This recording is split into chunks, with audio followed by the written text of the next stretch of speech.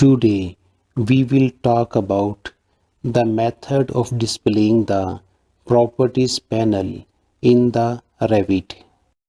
First of all, I welcome all my friends on my educational channel.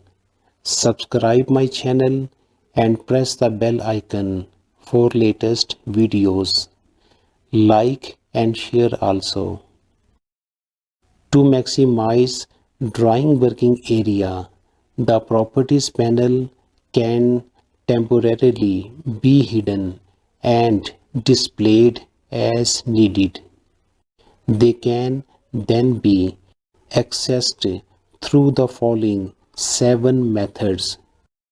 You can use whichever method you find easier. The first method is to long press the control button on the keyboard and press the 1 button. Once pressed, the properties panel will be displayed and a second time press will cause the properties panel to disappear. In the second method, you can punch its shortcut key double P with the keyboard.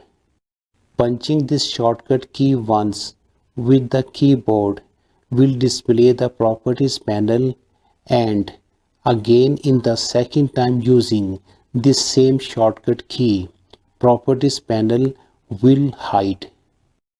In the third method, we will use the shortcut key VP. Using this shortcut key as before will be the properties panel hide or display. The fourth way to display the properties panel is to select properties in the context menu by clicking on the blank space in the drawing working area. The properties panel will be displayed.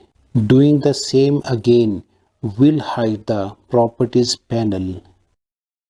In the fifth method, select any object and right-click on it. This is different from the context menu by clicking on the blank space. It can also be display or hide the properties panel by selecting the properties button. In the sixth method, selecting properties tool in the properties panel of the modified tab will display the properties panel. Selecting the same button at second time will hide the properties panel.